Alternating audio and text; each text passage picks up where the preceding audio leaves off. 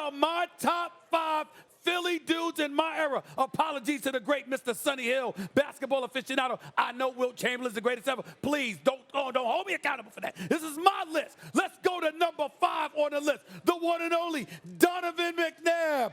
Why?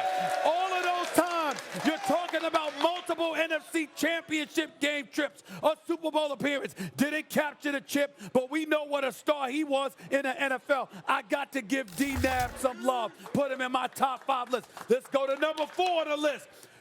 You ready for this? Bernard Hopkins. You know who that dude is. A reigning middleweight champion of the world. 20 consecutive successful title defenses as the middleweight champion of the world. You can't talk about Philly. Talk about what Philly personifies and ignore Bernard Hopkins. We've got to give that man some love. Let's go to number 3 on the list. You know who he is, the round mountain rebound, the one and only Charles Barkley. Why? Because when we look at him and what he did, the round mountain rebound, a rebounding champion, a prolific scorer. No, he never won a championship. Yes, he had to go to Phoenix ultimately to go to the finals, but what he meant to the city of brotherly love cannot be denied. We got to give him. He's one of the top 50 players of all time, a Hall of Famer. Give him his love. Let's go to number 2 on the list, though. Charles Barkley wasn't this dude, the doctor. Dr. J, Julius Erving, making house calls, okay? He was Jordan before Jordan came along. He was Connie Hawkins after Connie Hawkins ultimately retired. The doctor was making house calls. He won a championship with Moses Malone and Bobby Jones and the crew. We got to give Dr. J, Julius Erving, some love. But when it comes to Philadelphia, y'all know what time it is. There is one man that deserves more love than anybody. He is the answer, the one and only A.I. Allen Iverson. You know what he did. Carried this franchise on his back for a decade. 6-foot guard out of Georgetown, a prolific scorer, a scoring machine. We knew pound for pound, arguably the toughest athlete we had ever seen. That's my personal top 5 list when I think of Philly athletes. That's just me. Good stuff. Mike Missanelli from ESPN Radio out here in Philly. Back with us, fellas. What do we think of the list? It's not a bad list. Okay. But he forgot, if you go modern day, Brian Dawkins has to be on the list. You gotta get B. Doc on the list. Come on, man. Not ahead of Barkley, Dr. J, or AI. Dr. J, by and the not way. ahead of Donovan McNabb. Dr. J, I love how Philly claimed Dr. J. He was in his prime on the New York Nets, and he's from New York, and that is the truth. I'll give you 2 you missed. Philly, though. I'll give you 2 you missed from baseball. The Secretary of Defense, Gary Maddox. No. Gary Maddox is the man. No. Number 1. Number 2. No. Number 2. No. Real Philly fans, you're all too young. Chase Utley, who won the World Series. Nice. Yeah, Chase Utley is good.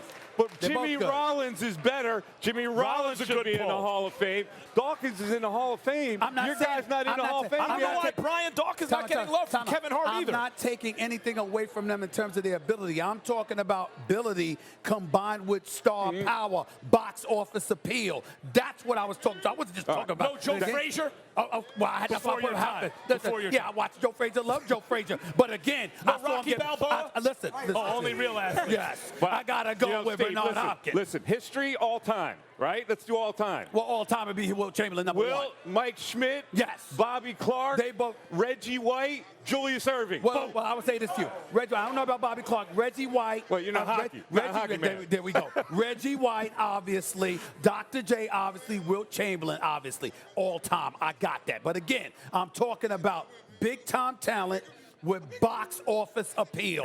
That was what my list was about. You have to hit in the playoffs. That's another propaganda. He's got all kinds of propaganda. Guys, can I ask you a question? Do you think Joel Embiid has the talent to be one of the greatest Philadelphia athletes ever? The talent, yes. The attitude, I'm not so sure. Again, when we bring up the Greek Freak, we know how great he is as a talent. But what we marvel at is his assassin's mentality. He doesn't care about anything. He's coming after you to take your heart and everything else that he could take in pursuit of a championship. We need to see that from Joel Embiid. There's no question about his talent. I think Ben Simmons is a rookie was the best, or in his first year was the best show in the NBA. What happened to that guy? Where is he? The difference here is, I agree with that. Ben Simmons is the difference. And Embiid, I hear what you're saying. He's got to be dominant. I would like him to approach Shaq dominance. Yes, that's what I'm asking for. And he shoots free throws better, so he should be as dominant. But Ben Simmons has to turn into a different player. I will say How this, long are we going to wait for that?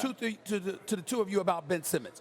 Ben Simmons, to me, has that kind of attitude that we're talking about. But because he lacks a perimeter shot, he's compromised. And that's where he's got to work on his game more than his attitude. But his attitude sometimes lacks in that instead of aggressively attacking every single time like Michael Jordan did, he defers. He attacks because he knows he can't shoot.